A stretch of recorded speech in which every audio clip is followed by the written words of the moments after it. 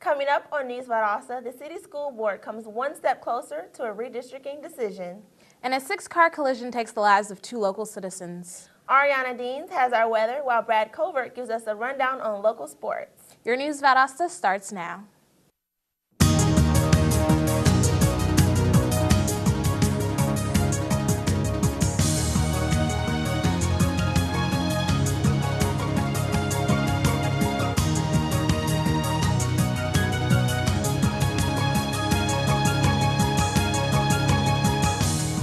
Welcome to News Valdosta. I'm Olivia Steen. And I'm Stephanie Salone. Parents of elementary schools in Valdosta are showing concern about possible changes to their school attendance districts. School leaders say that the problem is too many students at some schools and not enough at others.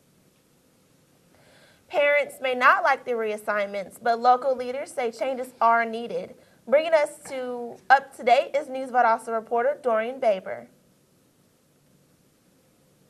Valdosta City Schools announced early on that they would hold a series of input meetings for the parents on the subject of redistricting the elementary school system. Redistricting is important for parents as the system has grown uneven for the students in each school system. Tonight, JL Lomax will host this meeting for each parent to attend. Parents are encouraged to attend by the school board because on the subject of current student attendance zone and how the future attendance zone will be redrawn in the future for the students. The vision of Valdosta City Schools is to ensure infinite possibilities for their students in the future. For News Valdosta, I'm Dorian Baber.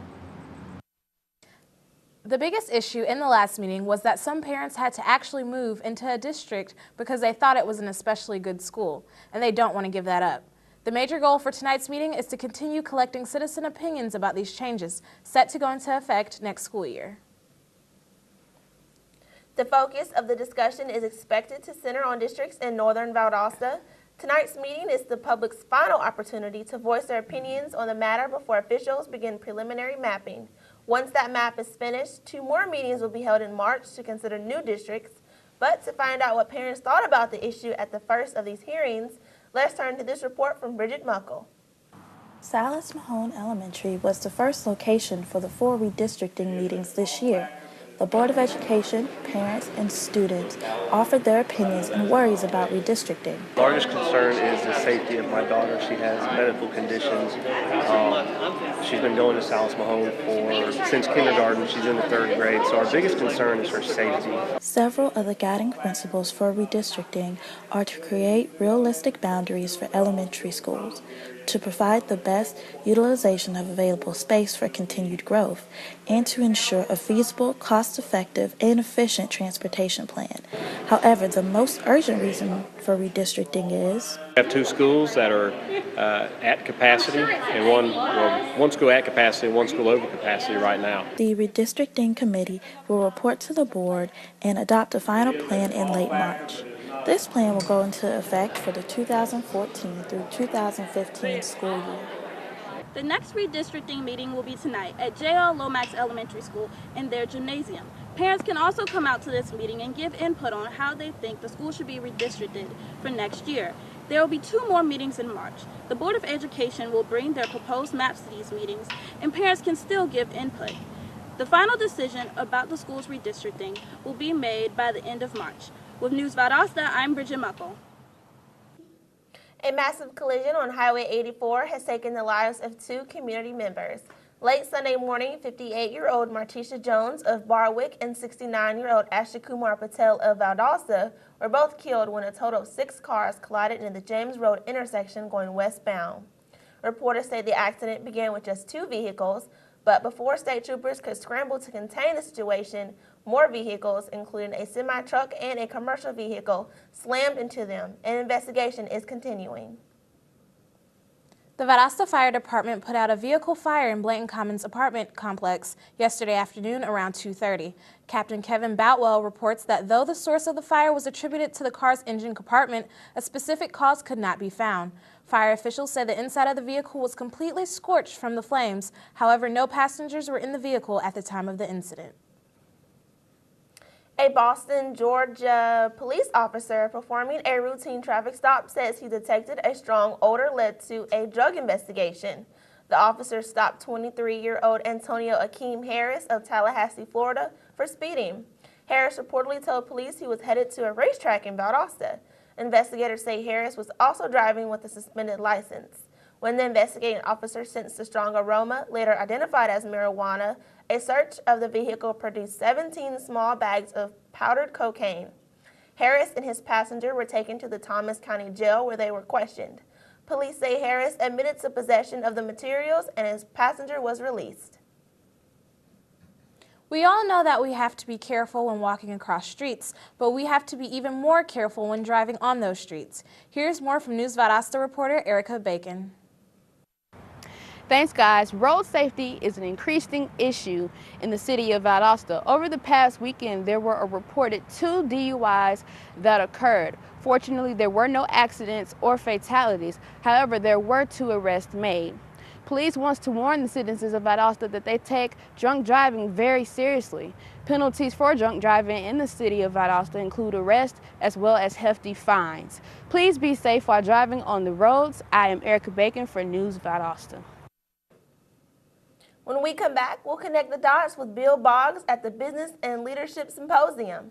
And we'll look at what Google is doing with Valdosta. Stay with us.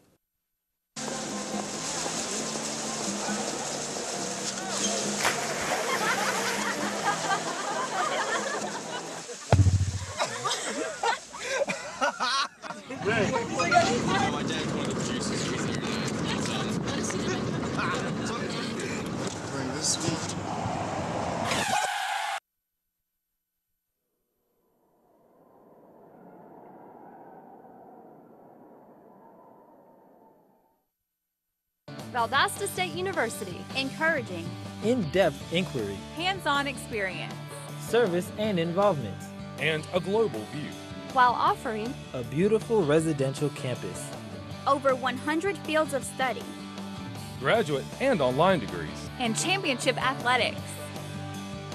All in a warm and friendly community. Get connected and involved. Do more, become more. Valdosta State University. Welcome back to News Valdosta.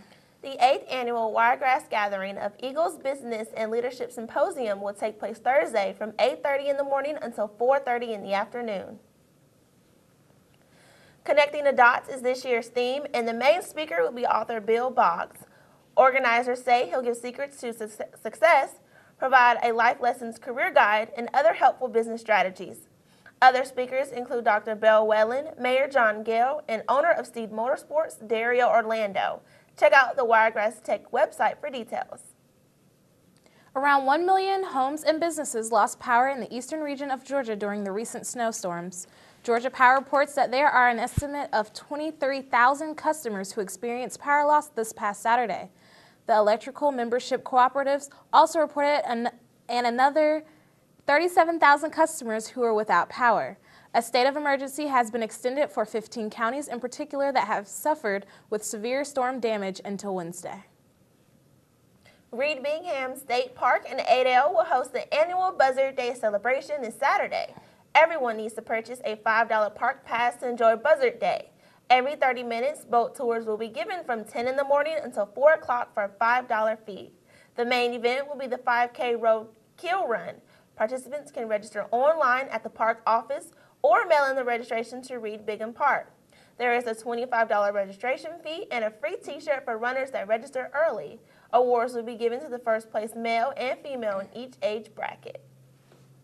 Valdosta Early College Academy will have parent portal training on Thursday from 9 in the morning until 12:30. The informational meeting will be held at the Teaching and Learning Training Center. This meeting is designed to help parents and guardians have better perspectives on their child's educational experience. They'll be able to learn how to check their child's test history, assignments, attendance history, and grades through their online portal, parent portal. Resources from the statewide longitudinal data system will also be available at the meeting. Mayor John Gale and the Valdosta City are inviting local residents to attend Thursday's City Council meeting located on the second floor of City Hall at 5:30 p.m. The reason? They want citizens to become familiar with some new projects. Meetings are held every first and third Thursday following the first Sunday of each month. The Lowndes County Board of Elections is asking for people to come out and register to vote. According to the last election figures, there are over 7,000 inactive voters in Valdosta. The next upcoming elections are for County Commissioner and Lowndes County School Board. County election officials say the last day to register to vote is April 20th. Here's more information about people who stopped voting. News Valdosta reporter Ryan Saylor has these details. Today I'm at the Lowndes County Board of Elections where I will be discussing inactive voters. In the city of Valdosta, there are over 7,000 inactive voters. Why is that? And where's the demographic coming from? An interesting fact is the highest demographic of inactive voters in Lowndes County is from VSU students themselves. At the Lowndes County Board of Elections, the Commissioner, Deborah Cox, is in charge of knowing the amount of active voters from the amount of inactive voters. And the amount of inactive voters are lower than the active voters. Inactive voter is a person who fits one of two categories. Either they haven't voted in 2 general elections, which is 4 years, or we have return mail on them. One category, for example, is Valdosta State University, the students there. They'll move on campus initially. They'll get a VSU post office box. They'll register to vote here based on a class or whatever. And they don't think about us when they change their VSU box number or when they move off campus. For instance, I printed off the first 10 pages of voters that are registered here at VSU on campus. That's about 100 people, and out of that 155 of those are inactive.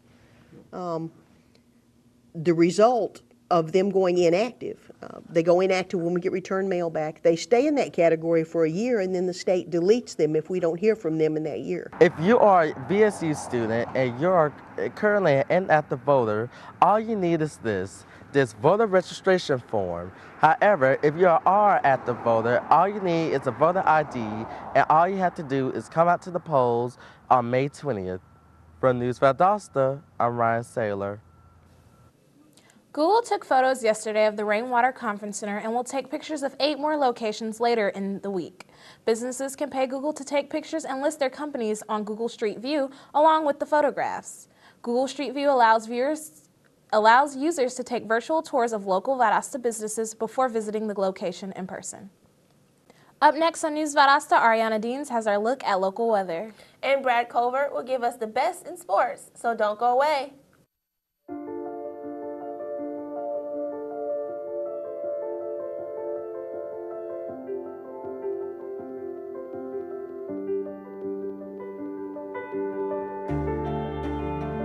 Body language. Without saying a word, it can tell you so much.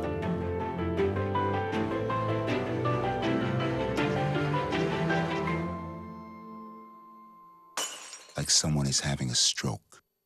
Know the sudden signs. Learn fast. F, face drooping. A, arm weakness. S, speech difficulty.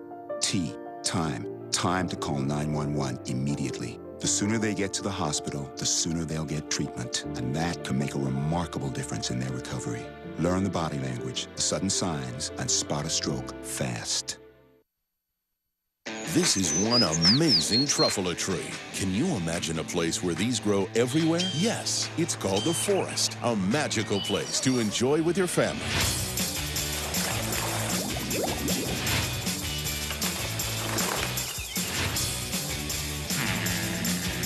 Ooh. So discover the forest and explore all the wonder that's there.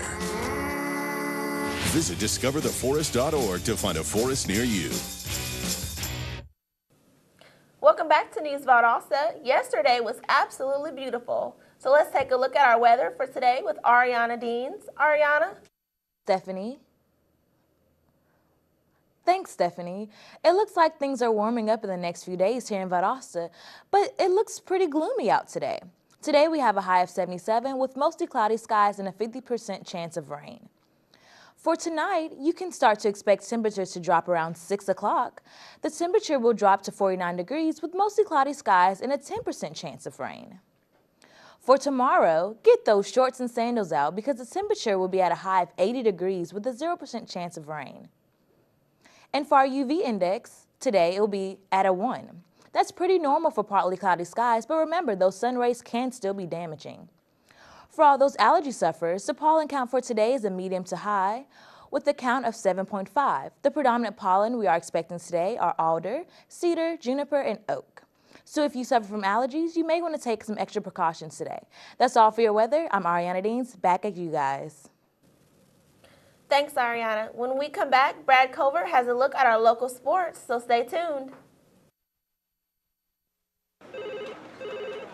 Thank you for calling your GED Pep Talk Center. All right, now, are you ready for your GED Pep Talk?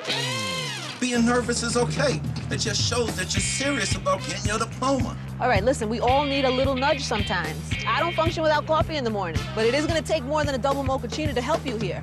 A lot of things are scary. Heck, I'm scared of clowns. No quiero oír. Danny, no lo puedo hacer.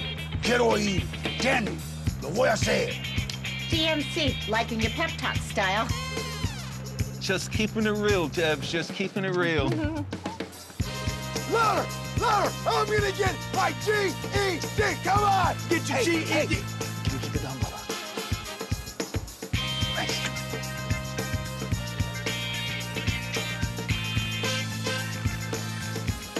Whatever motivation you need, we've got a pep talk for you. Get your GED pep talk and find free classes at yourged.org.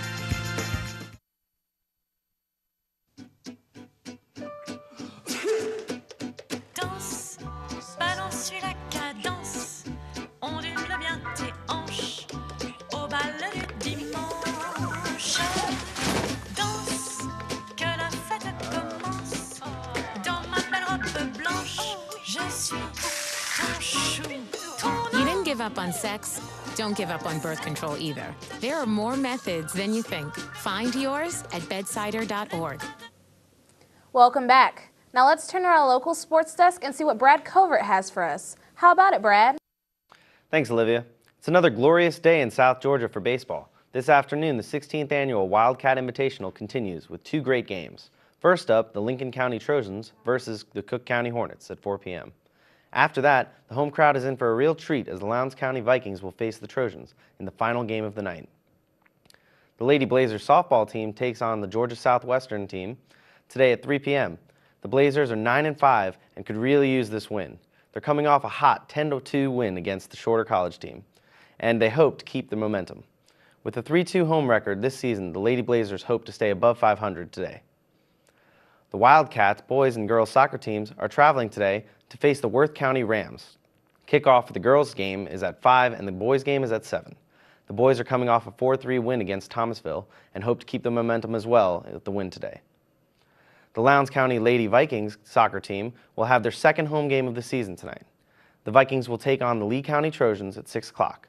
The boys' varsity team has a bye for this week, and there's still a lot of season left for the play for the Vikings. Valwood varsity boys basketball team is having its deciding game of the season tonight. The boys will play the region tournament at Terrell Academy. With a disappointing season so far, 7-10, the Valiants look to finish strong at the regions tonight. If they can pull off a Cinderella story, then they will head to the state tournament next week at ABAC.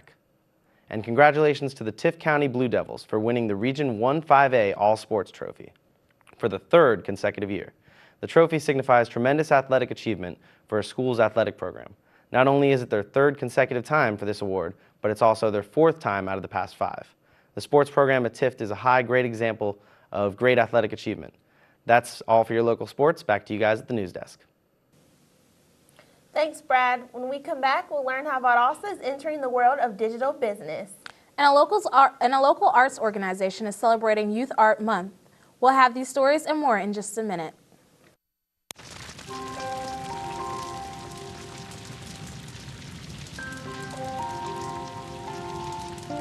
A single ember that escapes from a wildfire can travel more than a mile.